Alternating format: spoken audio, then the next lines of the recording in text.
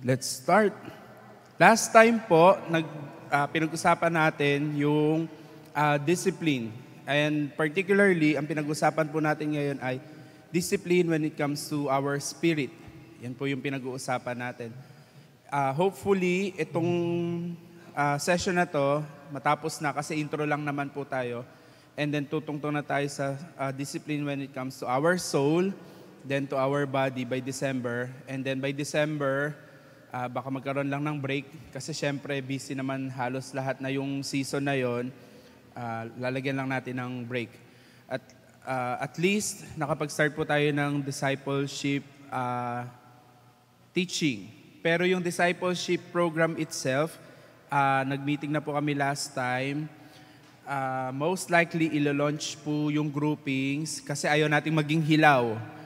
No? Kasi madaliin natin. Most likely, ang target po natin, ilo-launch next year, half of the year.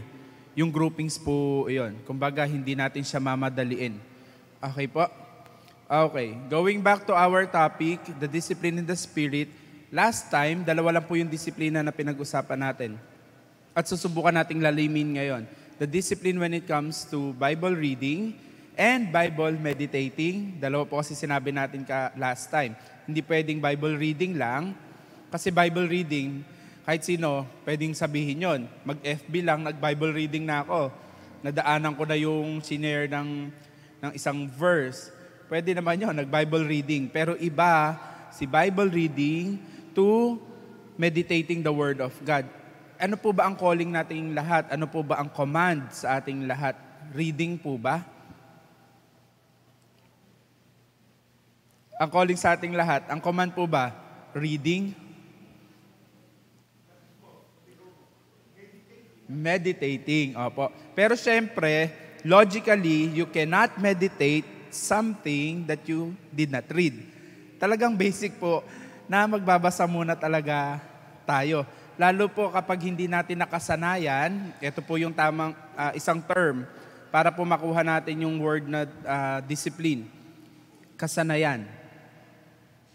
Sinasanay. Tinetrain yung sarili. Yun po yung disiplina. So kapag hindi natin kasanayan or hindi natin, magkaiba kasi yung term, kasanayan is competency, sinanay or kasanayan is training. Isang word pero magkaiba ng meaning. No? Pag binago nyo po yung stress. Okay? So, pag sinanay mo ang sarili mo sa isang bagay, magkakaroon ka ng kasanayan na yon. Ibig sabihin, sa amin po, ang tawag nun sa DepEd, competency. Tama po ba, Atilin? Natawa na. Bugbog na bugbog kasi kami dyan. Competency. Ibig sabihin, at the end of every lesson, ito yung competency na dapat natutunan ng isang bata. Ganun po siya. Ibig sabihin, for example, English. At the end of the lesson, each student must learn how to properly pronounce long A. So yun yung competency.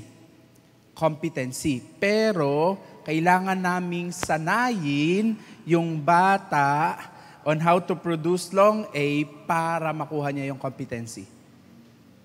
Get po natin yon? Ganon din po tayong mga anak ng Diyos. May disiplina. So kung gusto nating masanay tayo doon, kailangan po nating sanayin yung sarili natin. Kung gusto natin magkaroon ng competency on Bible reading and Bible meditating, kailangan po nating magsanay. Kailangan po nating mag-train. And the second one is prayer. Ganon din po, no? Even the Bible, to the point na sabi ng salita ng Diyos, to the point na hindi mo na alam kung ano yung ipapanalangin mo. Hindi mo alam, hindi mo kaya. Ano daw po ang, what will lead you to pray and who will lead you to pray? The Spirit. Kaya po ang prayer is really a discipline of spirit. No, kasi pag hindi siya disiplina in the spirit, wala lang. Pwede ka magsalita, magaling, maganda pakinggan, pero walang spirit in that. Okay po, so binalik ko lang po kayo. Ang tawag naman po dyan sa teaching, review or recapitulation. No? para alam nyo po yung buhay naming mga guro.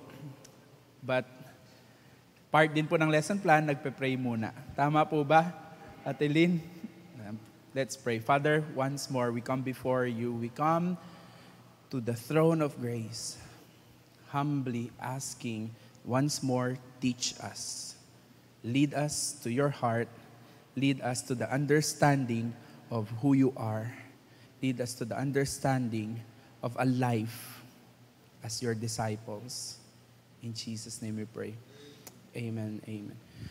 So wala na po tayong pagtatalunan na ang mga disipulo ng Diyos ay nagsasanay when it comes to prayer and Bible reading. Na hindi din natin pagtatalunan na mismong si Jesus, bata pa lang po, ay nagsanay na sa templo when it comes to Bible reading and prayer. Wala po tayong pagtatalunan dyan. Kung matatandaan nyo po, last week, ang binigay po nating sample dyan, before, ilang years po ulit ang ministry ni Jesus Christ? Almost 3 years. Pero ang training po niya, 30 years. Ganun po ang pagiging disciple. Matagal yung training talaga, mahirap yung training, wala pong training na madali. Walang training na madali, no? At lagi po ang training, ang dulo po nun, applying. Tingnan nyo po, obserbahan nyo po yung buhay. Halimbawa sa music, dati nagtitrain kami, kay Kuya Vil, train. Hindi ka naman isasabak agad ni Kuya Vil. Hindi ka pakakantahin agad hanggat hindi ka muna nagkakadkad ng kable, nagsusulat sa chalkboard, naghahanap doon sa hindi mo malamang napakakapal na... Buhay pa ba yun, Kuya Vil? Buhay pa! Grabe. Yung chord na susulat mo. Training. Pag nainis ka, talo ka. Inip, talo. Ano ba yan? Kailan ba ako pakakantahin ni Kuya Vil? Anong kinalaman ng pagkikidkid ng kable sa pagkanta? Anong kinalaman ng pagsusulat ng chord sa chalkboard? Pag nainip ka, talo ka. Ganon din po ang pagiging disciple. Inip, talo. Kasi po ang training, hindi po yan, sige, sabak ka na. Hindi po. Kasi kung isinabak agad ni Kuya Bill, kung sino man yung isasabak nang walang training, mapapahiya lang isasabak niya. Mapapahiya lang din siya. Kasi sino ba nag-train dyan? Si Kuya Bill. Na-get nyo po. The same thing, mga kapatid, we are disciples of Christ. Definitely ayaw ka mapahiya ng Diyos. And definitely, sinabi ng salita ng Diyos, kailanman hindi niya ipapahiya ang pangalan niya. Yun nga lang, sometimes, tayo ang naglalagay sa pangalan ng Diyos sa kahihiyan. Kasi kulang sa training. Pag may nakausap, hindi masabi yung salita ng Diyos, kulang sa training. Pag may nakausap na may problema, hindi man lang maipag-pray, kulang sa training. Dapat po, matik na nga yun pag may lumapit sa'yo, humingi ng tulong, nagkaroon ng may kinwento, bukod sa pakikinig at bukod sa marites, ang mga anak ng Diyos, dapat ang ending, hindi aalis ang isang tao na kausap ka na hindi mo na ipag-pray. Hindi naman kailangan ng sobrang haba Sister, pwede ba kita ipag-pray?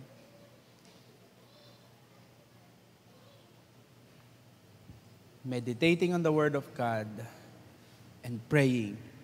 Tinitrain po natin dapat yung ating mga sarili dyan. Okay po? 30 years. Kailangan pa po ba natin ng 30 years para mag-train? Di naman, no? Pero, balikan po natin ulit yung pundasyon. Saan po nagsisimula ang discipline or discipleship? Sa bahay. Kaya po hindi dapat siya tumagal ng 30 years. Kung sa bahay pa lang, nasimulan na. Kaya tayong mga anak ng Diyos na nasa isang pamilyang Kristiyano ang dapat unang nagtitrain sa mga anak natin ng prayer at meditating on the Word of God. Para hindi tatagal ng 30 years. Naget po natin yon. Kaya po tayo tumagal kasi hindi naman po tayo, I don't know, ako hindi kasi ako lumaki sa isang Kristiyanong pamilya. Unlike nila Ate Malu, talagang trained sila. No? Sila Ate Beth. Pero madalas po, mga pamilyang Kristiyano hindi po nagsimula sa pamilyang Kristiyano talaga. Tama, kami ni Ate Jen. Ikaw ba, Ate Jen? Hindi rin, di ba? So, ang daming backlog. Ang daming pending na dapat nung bata pa lang, no? Proverbs 22:6, train up a child in a way he should go, and when he is old, he will not depart from it. Ano po ginamit? Train. Disciple mo yung anak mo habang bata para kung lumaki man siya, hindi ka kakabakaba kasi hindi mo naman yan pwedeng bantayan 24 hours. Hindi ka kakabakaba kung sino man maging kaibigan yan, alam mo na mayroong training yan when it comes to the Word of God and prayer. So, calling po to mga magulang, lalo sa season namin, no? Train natin yung mga anak natin. Mahirap nga lang talaga. Mahirap, pero we need to. Kailangan nating lakaran. Kahit paulit-ulit, pag mag-abang ng jeep, magugulat na lang kami minsan, magpe-pray si Gabe, si Gran. Lord, mga jeep, kahit utal-utal. Kasi talagang sinasabi na, mag-pray kayo, magpagkaroon na ng jeep. Ganun po. Tapos si Gran laging taga-remind yun, hindi ka pa nagpe-pray, Kuya Gabe, sa food. Ang prayer lang naman, mabilis. Lord, thank you, bless Jesus name we pray, amen. Ganun lang naman ang prayer nila. Pero nate-train po. No? Nate-train. At bakit ba kailangang i-train habang bata? Alam naman natin yun. Mas mahirap po kasing i-train yung malalaki na. Kasi babalik tayo sa Romans 12:3. Bakit mahirap i-train na yung matatanda? Meron na po kasing laman yon. Meron ng thinking highly of himself na. Na-get po natin yon. Kaya mahirap ng turuan. Kaya sana habang may mga kabataan tayo dito sa church, o kaya yung pamilya natin, apo, pamangkin, yung mga bata, i-train po natin sila. So Brother Arn, wala na kaming pag-asa kasi matanda na kami. Hindi naman po, no. Pwede pa rin po. Training is for the willing. Ulit, training is for those who are willing. Basta willing po, matetrain naman po. Yan. Ang masaklap kasi, kahit bata ka, pero kung hindi ka naman willing, hindi ka rin matetrain. Mas mainam pa yung isang matanda na teachable or willing kaysa sa isang bata na hindi willing. So, discipleship, discipline is not a matter of age. Okay? Pero may factor. Hindi po natin pwedeng sabihin na age yung factor. Pero may factor po siya. Okay? So, pinupundasyonan lang po natin ulit. Balikan na po natin ngayon yung spiritual training when it comes to the Word of God and prayer. Last time, ang hinugutan po natin ng salita ng Diyos is in Galatians 5, na kung sana binasa nyo po ulit, dyan yung kinuha yung the Spirit, or the fruit of the Spirit is love, joy, peace, patience, kindness, gentleness, self-control, faithfulness. Diyan po kinuha in Galatians 5:22. Pero pag binuo nyo pong basahin ang Galatians 5, ito po ay tumutukoy, nagtiteach when it comes to flesh and spirit. Basahin nyo po yung Galatians 5 ninyo. Kaya po sa Galatians 5, mababasa ninyo that we must walk in the Spirit. That we are not living in flesh anymore. Pero hindi yun literal na we're not living in flesh. Kasi sa totoo, we're still in flesh. Pero ang sabi, dapat tinetrain natin yung sarili natin to walk in the Spirit. Galatians 5. Ngayon, punta tayo in another chapter. In Ephesians 6, kabisadong-kabisado nating lahat, na ang reminder sa atin is, the battle is not by flesh and blood, but the battle is against principalities, rulers, or in short, spiritual battle. That's why, mga kapatid, kung ang labanan ay spiritual, ano ang dapat pinapalakas? Spirit. Kaya po maraming mga, sabi nga, sugatan, talunan, casualty na mga anak ng Diyos kasi ginagawa ang laban in the physical. Kung napanood niyo po ang War Room, that's a good example na the battle is not by flesh. No? Kung napanood niyo po yon, yung asawa na babae, nung una nilalabanan niya in flesh. Paano? Nagnanag. La la la la la la la la la la la la la. Flesh. No? Yan po. Panoorin niyo po yung War Room. Pero nung naturuan siya, tinrain siya, na-disciple siya, I'm really encouraging you, no? After niyo pong manood ng Hello Again, ano? Ano yun? Hello Love Again. Ng sequel ng Hello Goodbye. Bahala kayo. Hindi kasi ako fan ng Pinoy, pero I tried my best na ayain yung asawa ko. Ayaw din niya. Wag. At least, di ba? Tipid. Kahit hindi ako nanonood, inaya ko siya. Dahil nga, in-hype sa school. Segue lang, in-hype sa school na, mga dalagat binata kasi, unod tayo nito. Siyempre, nag-feeling na, bata. Inaya. Pero thank you, Lord, hindi pumayag. What I'm encouraging all of you, please watch War Room and The Forge. Binigay ko na po yung link sa young adult. Libre pong manood sa tinyurlsomething.com. Magkiklik-click lang kayo. Hindi po, ang gagawin niyo po doon kasi, mabilis ang segue natin na, kasi I want you to invest some time in watching good movies. No? Please watch good movies. Yung bibigay ko po yung URL, maglalagay po doon keyword, type nyo lang po yung title, tapos minsan magpa-pop up po, i-back nyo lang po, i-ex nyo lang. Until pag nag-play na siya, pag nag-play, dire-diretso na po yun. No? War Room and then The Forge. The Forge is a sequel. Kung may sequel si Alden. Sino ba ang bida doon? Si Alden.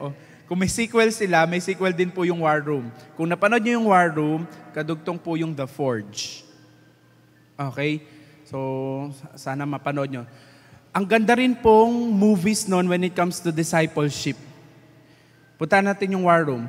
Natuto po yung babaeng asawa na ipanalangin yung yung asawa niyang lalaki dahil po dinisciple siya nung matanda.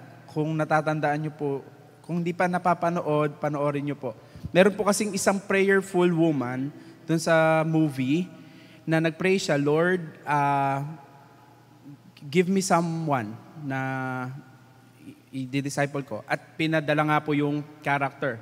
Tapos tinagang din-disciple niya, no? Kung paano lumaban in the spiritual way, which is prayer. So again, hindi yung movie ang topic natin. Balik tayo sa salita ng Diyos. Ephesians 6, the battle is not flesh and blood, no?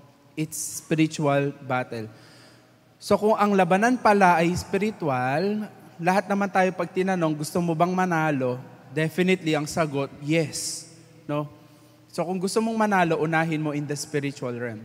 Unahin mo in the spiritual world. At paano nga yung simple na yon? Yung loob mo. Pag pinasimple natin, yung practical na example, halimbawa, si Nanay Ana, naiinis kay Tatay Charlie. Diba? Pero kung lalabanan ni Nanay Ana in spiritual, na imbis na atakihin niya agad si Tatay Charlie, physical, inag, pero ipag-pray niya, nanalo na siya in the spirit. Bakit? Siya mismo pumayapa, siya mismo nagkaroon ng katiwasayan, at hindi niya aatakihin physically si Tatay Charlie. panalo sila pareho. Na-get po natin yon. Yun ang practical na halimbawa. Kaya po, obserbahan nyo, ang daming pagkakataon sa buhay natin, talo tayo. Kasi nauna yung physical. Sinugod mo. Nireplyan mo. Nag-post ka ng hindi maganda. Nag-comment ka. Mga physical. No? Imbis na nanahimik ka, pinag-pray mo siya, which is biblical. Pray for those who persecute you. Pray for them and do not curse. Doon panalo ka eh. Spiritual battle. So balikan natin. 2, prayer and Bible reading, Bible meditating. Puntahan muna natin prayer. Bakit po mahirap mag-pray?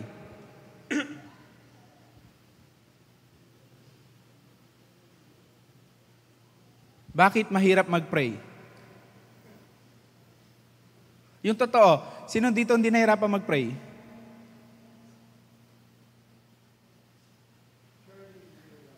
Si Tatay Charlie. Good. Meron naman sino po hindi nahirapang mag-pray? Amen. Yan, sige, ayaw nyo po magtaas. Sa mga hindi nahihirapang mag-pray, ibig sabihin, you are trained to do it. Okay? Taas ang kamay. Makita ko lang. Nahihirapang mag-pray. 1, 2. Sige po, pakita. Okay. Minsan. Okay. Sometimes. Totoo naman po yun. No? Bakit mahirap mag-pray? Pero ang utos sa atin, pray without ceasing. No? Ang sample, go to your private room, pray to your Father who is unseen, who is in heaven. Pero bakit mahirap pa rin mag-pray? Bakit tayo nakakatungtong doon sa karakter ng mga disciple na binalikan ni Jesus, tulog? Binalikan ni Jesus, tulog. Bakit kaya?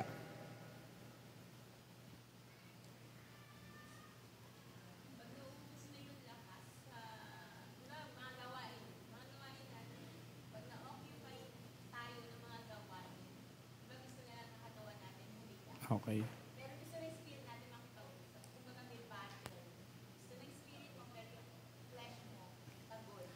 The spirit is willing, but the flesh is weak. In general, thank you, Ate Beth. In general, prayer and Bible reading, isang kalaban natin. Pagiging busy. Yan naman totoo eh. Pag naharap ka na sa urungin, lutuin, labahin, sa umaga, wala na. No? Kaming mga trabahador, pag naharap na kami sa laptop, o kaya sa cellphone, kaka-chat, kung may ilang daang GC meron kami, ubos na ang oras, no? Kaya po nga siya discipline. Talagang hindi mo siya isisingit. Ibig sabihin, part siya ng routine. Discipline, para yan mangyari, is routine. Ang solusyon, routine. Sabi nga, ano yung process? One thought at a time and make it your word. Your word, make it your habit. Your habit, make it your word, your action into habit. Your habit becomes your character, kung ano ka, magiging routine mo until it becomes your destiny. Unti-unti lang naman po talaga siya. Kailangan parte siya ng routine, hindi pwedeng singit lang. Yun.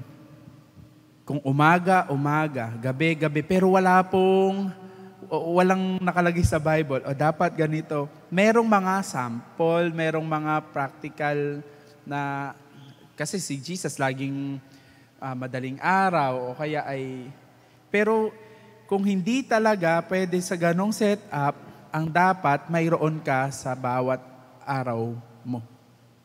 Kung gabi ka free, gabi. Okay? Pero hindi pwedeng isisingit. Bakit mahirap mag-pray at mag-Bible reading? Busyness. Kaya nga, Balik, Romans 12:2. Do not conform in the pattern of this world. Ang pattern ng mundong to, mabilis. Naobserbahan niyo po ba ang bilis ng panahon? Ang oras, ang bilis, no? Kasi yan po hindi naman po halata. Yan po ang taktika ng kaaway. Yung pabilisin talaga. To the point na nadiderail ka. Kaya po, importante that you do it purposively. Purpose talaga, intentionally. Intentional. Intentional na mag-pray, intentional na mag-Bible reading. Hindi pwedeng hindi. Meron bang 100% nakakagawa dito? Kung meron po, congratulations. I-disciple nyo po kami. Pero ito ay reminder sa ating lahat. Sumagot tayo. Babalikan ko yung tanong, gusto mo bang manalo sa buhay? Sagot natin, yes. Andyan naman po yung sagot. Andyan naman yung key to victory. Read your Bible. Pray. Intentionally. Regularly. Make it a habit. Pag naging habit natin yan, we'll have a habit of victory. Kaya nga, John 10:10, the enemy, the thief, comes only to steal, to kill, and destroy. By making his children, the children of God, busy. So that the children of God will not get the life to the full. Yun po yung verse eh. John 10:10, the thief comes only to steal, to kill, and destroy. Pero, si Jesus gusto niya that I live a life abundantly. Paano yun? Again, build a spiritual discipline. Read your Bible, pray.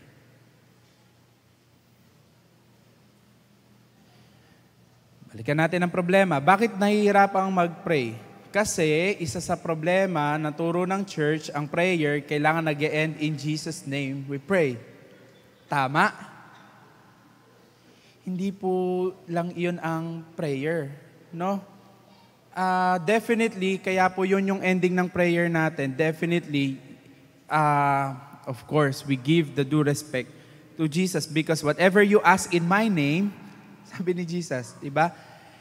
Pero, okay, wag nating ikahon na kailangan magpe-pray ka tapos in Jesus' name we pray. Kasi minsan pwede ko, sa pangalan ni Jesus, I pray that you will be healed and you will receive your healing by your faith. God bless you, kapatid. Tapos, na-get po natin yon, no? Definitely, you pray in the name of Jesus. Pero wag nating ikahon na hindi ako ito ang prayer eh. Tapos kailangan mahaba. Hindi po. Kaya po yung pray without ceasing, posible po yon. Because prayer is a lifestyle. A prayer is a breath of life. Prayer is the breath of your heart. What's in your mind also. Kaya nga, I put it in captive in obedience to Christ. That's prayer, Lord. Ito yung iniisip ko eh. Ang dami kong isipin, ang dami kong problema. May foundation day, may recollection, may Thanksgiving, may family day, may graduation. Sinabi ko na po sa inyo lahat nung nasa to-do list ko. Lord, ang dami. No? But I put into captivity all my thoughts that bring anxiety, fear. Hindi naman sa'yo galing to, Lord eh. So will you please guide me, teach me on how to do this list? Minsan yung to-do list natin nagiging todas list na patodas na yung list natin. Please make sure when you have your list, to-do list, you also have a list of prayer. Huwag tayong papayag na puro tayo to-do list. Magiging busy po tayo talaga. Sa dami. Hindi lang po nauubos ang isipin dito sa mundo. Ngayon lang, nag-iisip tayo, ano kayang kakainin, ano mamayang gabi, yung palantsahin, may pasok ba bukas, wala. Ang dami kaya natin iniisip. Not unless we manage it, hindi po talaga. So prayer life. Posible ba ang pray without ceasing? Posible po. If we will learn how to really discipline our mind, discipline our hearts. Minsan po kasi ang hirap mag-pray, sabi. Ang hirap mag-pray, nagpe-pray ako pero iniisip ko yung bayarin, iniisip ko yung lutuin, labahin. Kaya nga po, discipline siya, isa-set aside mo. Itong oras na to, ito lang. Para sa Diyos to. Ngayon, pag may pumapasok na dyan na hindi okay, pray for it. Pray for it. Hindi naman po maiwasan yun eh. Meron ba ditong hindi napapasukan ng isipin? Wala. Lahat tayo pinapasukan ng isipin, no? Kaya po, hindi pangontra, baka maging ritual kasi tayo. Panlaban talaga. Okay? Kaya nga, panlaban siya. We are wearing the spiritual armor of God, Ephesians 6. No, ang panlaban dyan is you pray. And one way to pray is to really pray the scripture. Dudugtong ko na ngayon. Sabi ko best, hindi. One way to pray is to pray the scripture. Paano kung hindi ka nagbabasa ng Bible? Ano ipagpe-pray mo? Paano mo ipagpe-pray yung may sakit, hindi mo alam kung saan huhugutin sa salita ng Diyos? Paano mo ipagpe-pray yung isang taong nangangailangan financially, hindi mo alam kung saan huhugutin sa salita ng Diyos? Way to pray is scriptural. Ayun, walang mintis yun. Hindi ko nagsalita nun. Kaya kailangan mo siyang ipag-pray. Pray in your faith. Kaya nga sabi, pinagaling ka na because of your faith. Ulitin natin. Faith comes from hearing and hearing the word of God. So, paano ka magpe-pray with faith, in faith, kung hindi na-develop yung faith? Na idudugtong po natin lahat ng ating spiritual discipline. How could you pray in faith kung hindi na-develop yung faith? Paano na-develop ang faith? Scripture. Read. Meditate your scripture.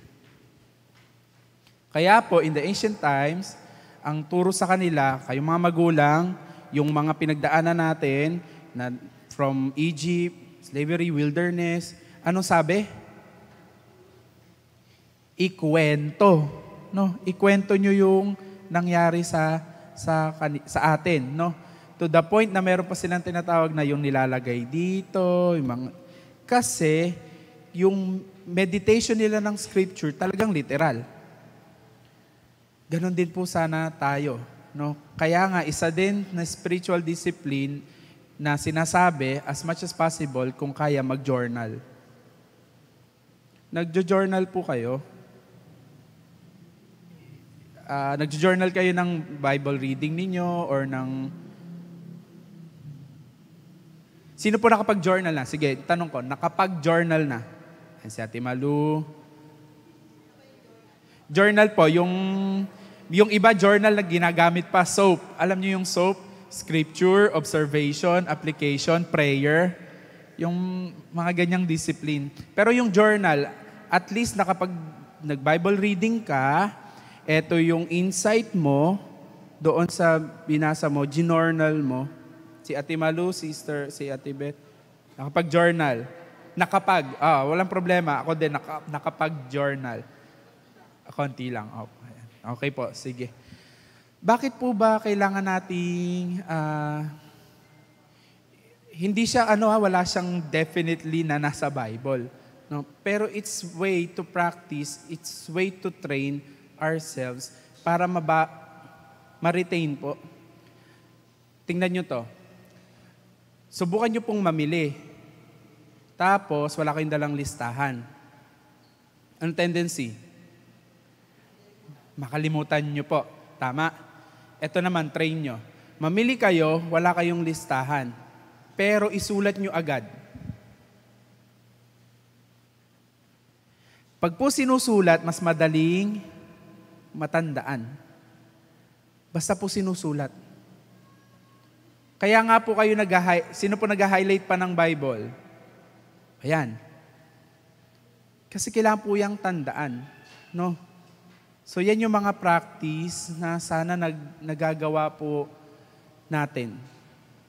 Yes, sabi, write it in your heart. Pero may mga disiplina pong pwedeng gawin para tumimo sa puso. Magsulat, mag-highlight, ikwento. Uy, alam mo ba, sabi ng verse na to, i-share. Pag po hindi natin ginawa yan, wala po. Yung katotohanan, sa atin lang. Para yung katotohanan na sa mga kabataan, na kayo, pero ikaw lang nakakaalam. Ganun yung katotohanan. No? Pag tinanong ka, kayo ba? Magjowa ba kayo? Oo. Pero ikaw lang may alam. Naget nyo yan? Ganun lang ang mangyayari sa atin. Para tayong anak ng Diyos. Anak ka ng Diyos? Oo. Ikaw lang may alam.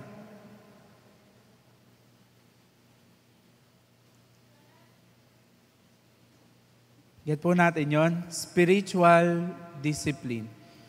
I'm about to end. I only have few minutes. 8 minutes in particular. Prayer and Bible reading. Next na tanong, bakit naman mahirap mag-Bible reading? Nakakaantok? Sagot sa mga may insomnia, magbasa ng Biblia. Lalo ang basahin nyo yung Numbers. O kaya yung Matthew 1. Nakakatulog. Bakit po mahirap magbasa ng Bible bukod sa busy?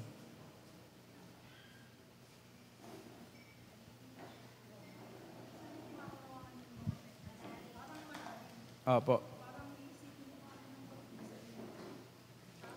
Yes, correct.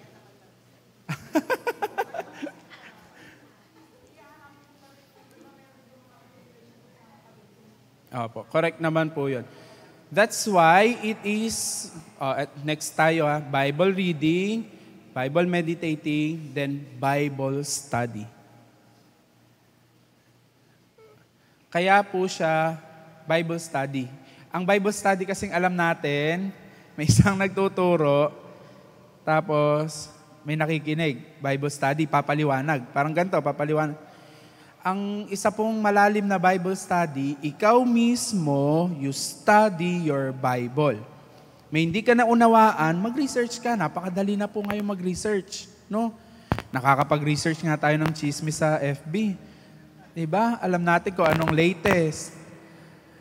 Bakit hindi natin i-research ano ba ibig sabihin nitong salita na to? Bakit ba, ano yung history ng Siloam Pool? Bakit siya na-enclose? Saan ba tong geography nito? Totoo ba tong Bethlehem, Jerusalem? Saan ba to? Ano na bang bansa ito? Turkey na ba siya? O maaari somehow, somewhat totoo yung sinasabi ng pastor ang tinatamad mag-isip. Kasi nakatamad talagang mag-study. Brother Arn, mas masarap mag-study kasi pag marami kayo. Oo naman po, totoo po yun. Kaso hindi naman po tayo pwedeng araw-araw mag-sama-sama. Ito nga lang pong isang oras, naiinip na kayo eh. Yung totoo, huwag tayo maglokohan. Diba? Ito nga isang oras na nakakainip. Yung totoo po, diba? Hindi po pwedeng magsasama-sama tayo lagi. Kailangan siyang personal. You study your Bible. Para kung meron mang gathering ng Bible study, may mai-share ka. Hindi yung ikaw din yung laging kumukuha. Please, Bible study. Study your Bible. Bakit mahirap magbasa ng Bible? Maaari nga kasing tinatamad tayo. Gusto na lang natin nakikinig pag Sunday. Alam niyo po, pag nakikinig pag Sunday, sa totoo wala pong... Kung totoong yung spirito ay gutom at uhaw, kulang na kulang po yun. Hindi ka papayag na Sunday lang yung mapapakinggan mo. Sasaliksikin mo siya.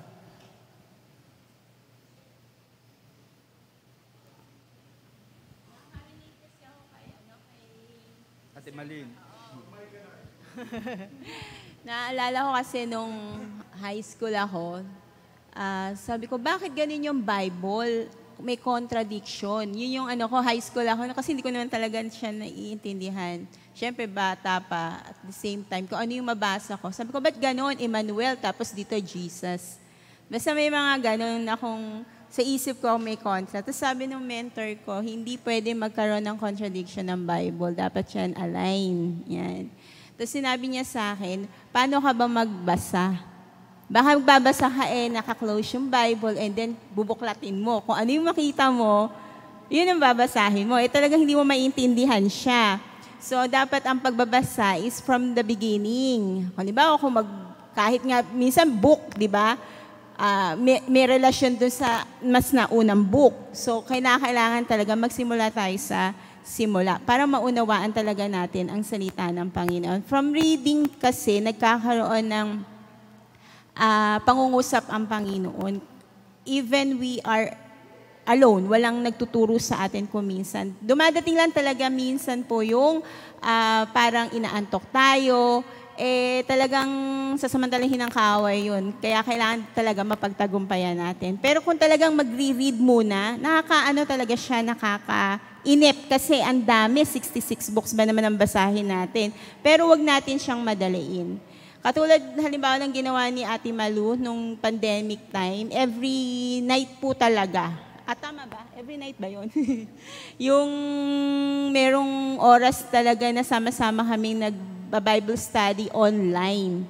Talagang per chapter, sinimula ng Genesis, ganon. Kaya lang ako hindi naging consistent attendee. Pero sila nagtutuloy-tuloy. Pero doon ko nakita, while I'm listening, ganon pala yun. Ganon pala yung istorya nun. So nakikita natin, may connection yung mga nangyari from the Old Testament, doon sa New Testament, to our present lives. Kaya importante po talaga na basahin siya ng simula. Thank you, Ate Beth.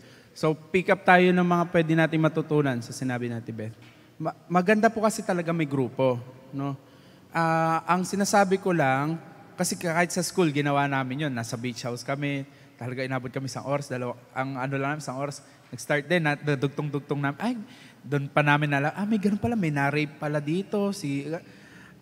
Maganda po talaga may grupo kasi nagkakausap-usap po kayo.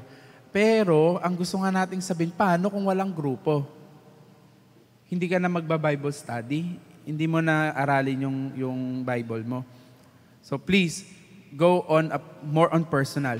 Now, kuha pa tayo dun sa sinabi ni Ate Beth. That's why, sino nagsabi sa'yo? Yung kanina, sino? Yung mentor. Yan, yung mentor. That's why nga po, merong discipleship. Kaya po tayo magkakaroon nung ganito. Kasi meron talagang mga bagay na hindi ko alam, hindi mo alam, hindi natin alam. Tanong, meron bang nakakaalam ng lahat? Wala. Di ba?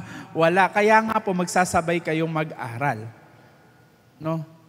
Magsasabay kayo ding mag-aral. Pero, hindi pwedeng, ito naman sa teaching, hindi pwedeng ang teacher ay kasabay lang ng student. Hindi pwede yun. Kaya nga, as much as possible sa discipleship, yung discipler, ahead siya dapat sa disciple niya. Naget po natin. Kaya nga po, yung programa, hindi po siya ilo-launch agad. Kaya magkakaroon ng kalahating taon na yung mga discipler ay talagang tututukan. Hindi kasi pwedeng kasabay lang siya ng student, ng disciple. Get po natin? Totoo po yun, bakit mahirap magbasa ng Bible? Kasi hindi natin mauunawaan lahat. Kaya po, babalik tayo sa programa na gusto nating gawin. Magkaroon ng discipleship. Kung dumating man sa pagkakataon, halimbawa ako yung discipler, nagtanong sa akin si Christian, hindi ko nasagot. No? Siyempre, hindi ako dapat tumigil at dapat mabalikan ko siya. Kasi kailangan ko yung malinaw sa kanya. Pero hindi ko pwedeng, ito na naman, babalik sa too highly of myself. Ganto yan, ganto. Yung sasagutin mo, kahit hindi mo naman talaga alam, pipilit mo. Isa yun sa ituturo natin sa discipler. Pag hindi mo talaga alam, mas mainam pang tumahimik muna, sige, babalikan kita, aaralin ko. No? Kasi kaysa sabihin mo, magsabi ka, hindi naman pala yun yung hindi naman talaga yun. Okay po. Bible reading and prayer time. Yun lang muna po. Kasi marami pa pong sanga-sanga yung dalawang spiritual practice na yun. Pero again, it's a training. Walang training na madali, walang training na kung kailan lang may laban, doon ka magte-train. Bakit? Araw-araw po may laban. Every day may battle. So, dapat everyday din ang training. Hindi pwedeng yung armor mo, hindi ko feel isuot yung helmet of salvation ko. Mabigat, saka na. Ang bigat ng sword of truth, saka na nga, dyan ka muna. Hindi. Every day may battle. You need to wear your helmet, your breastplate, your sandals, your sword, your shield of faith. Kailangan mong suot lahat ng iyan kasi every day may battle. Pag hindi mo yan sinuot, mauuwi ka din doon sa casualty, matamlay, sugatan na anak ng Diyos. We need to wear our Ephesians 6. Armor, Nino? Armor of God, hindi po armor natin. Kasi kung armor lang natin, baka gawa lang sa kung saan yan. Sino po magsusuot ng armor of God? Anak ng Diyos. Okay? Pero sa tatlo, sino po magsusuot? Si spirit, si soul, si body. Spirit. Napoprotektahan ngayon si soul at saka si body. Dahil the battle is in the spirit. Kaya the armor of God, God is spirit. So the armor is spirit. Sino dapat magsuot? Your spirit. Discipline of the spirit. Tanong po, kasi sa susunod po, sa soul na tayo. The mind, the decision making, the emotion, yun na po yung susunod nating discipline. May tanong po sa discipline of the spirit.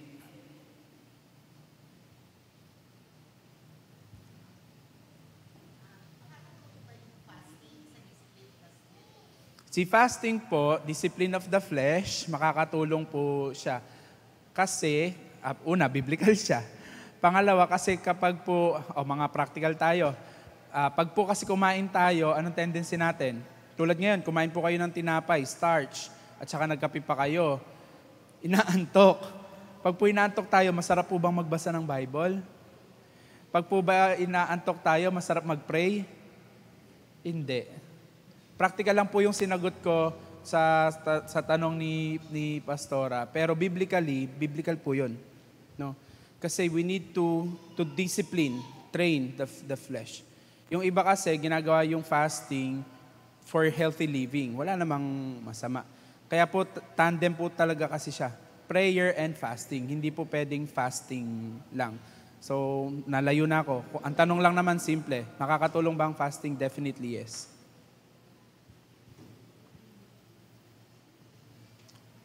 Kasi hindi lang po food ang fasting, no? Fasting in any craving of the world. Fasting from the phone. Yung phone, cellphone, laking tulong nun. Di ba? Pag nag-fast ka sa phone, hindi ka distracted. May nag-chat, may tumawag. Marami pong fasting. Fasting sa Netflix. Fasting sa, marami na pong dapat i-fast ngayon. Tayo. No? Tanong pa po, but that's a good question. Ay, nasagot naman po. Okay po. Tanong pa po, kasi mag-move tayo.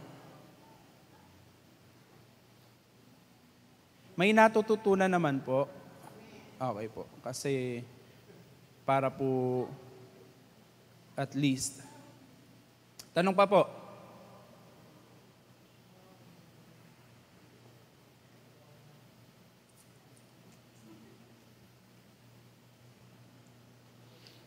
Kaya din dyan po papasok yung testing of the Spirit. Pag alive ka in the Spirit, in prayer, matetest mo, kahit hindi nga niya sabihin ko ano yung prayer need niya, may pagpe-pray mo siya. Kasi that's the testing of the Spirit. Okay, testing of the Spirit, nung anong spirito ba dala nito. Sensitive. Kaya that's a battle eh. Battle yun. Sige po, kung wala na po, wala na. Once, twice, thrice, wala na. Dahil tinapay lang kinain, gutom na tayo. Tinapay na kulangot daw po'y palaman. Ganun na po kasi talaga ngayon ang ang palaman, cheese. Mali.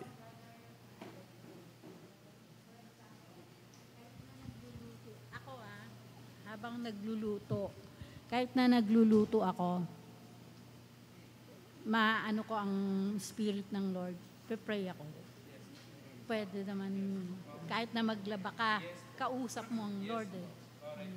Pwede po yun. Kung ang tanong ay pwede ba yun? Yes, pwede po yun. Ako po madalas kapag nabanggit ko na dito yun. Pag po nagugas ng plato, ang gusto ko yun. Pag may dumadaloy na tubig sa kamay ko, madalas din kapag mag-CR ka, mag-wiwi or ano, yun nga lang, kailangan nyo pong maging sensitive. Tapos wag nyong sabi nga, do not quench the spirit. Sabi ng verse. Hindi ko po alam yung mga pinagsasabi kong verse kung saan, pero alam ko nasa Bible ko yun, na Bible nyo din naman. Sabi, do not quench the spirit. So kung meron kang narinig, eto paano, pinag-uusapan, audible ba yung naririnig? Hindi po. Ano lang naman natin yun, sinasabi. Pero in the Spirit, meron nangusap sa'yo, don't quench it. Lord, ano to? Bakit? Ba't ko to naisip? Ba't ko to nararamdaman? Galing ba to sa'yo? Bakit? Sasagot naman po yun. Brother Arnold, prayer has no schedule. Kasi nga nakalagay, pray without ceasing. If you're a child of God, you talk to God every time. Not your quiet time in the morning or in the evening. It's every time. Amen. Amen. Bakit? The thief comes only to steal, to kill, and destroy. Ang thief po ba nagpapaschedule? Hindi. Sister Jenny, alas 10 sana, nakawang kita, pupunta ako sa inyo. Walang ganun. That's why we need to keep our guard. We need to wear the armor of God every time. The thief, hindi po nagpapaschedule siya sa buhay mo. Kaya walang schedule ang prayer. Kaya siya pray without ceasing. Okay po, alam ko marami pa kayong masasabi, pero let God process it sa kanya-kanya po nating personal prayer time, Bible reading. Ulit po, Bible reading, Bible meditating, isang matas na form, Bible study.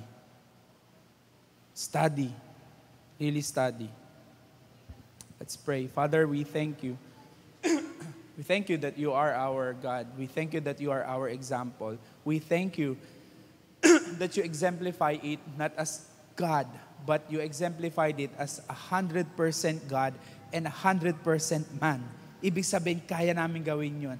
Not by might, nor by power, but by the Spirit of God in us, we can really discipline our spirit in prayer. We can really discipline our spirit in Bible reading, meditating, and study. because it's not by our own flesh, but it's only the Spirit of you in us. So I pray, God, will you please strengthen our spirit, quicken our spirit, let our spirit be sensitive of your Spirit. Thank you, God. Keep us safe as we go home, God. Keep us safe even if the typhoon will be here, God. We pray for your protection for all of us, even for our properties, possession. Let your protection be upon us. In Jesus' name we pray. Amen. Amen. God bless po everyone.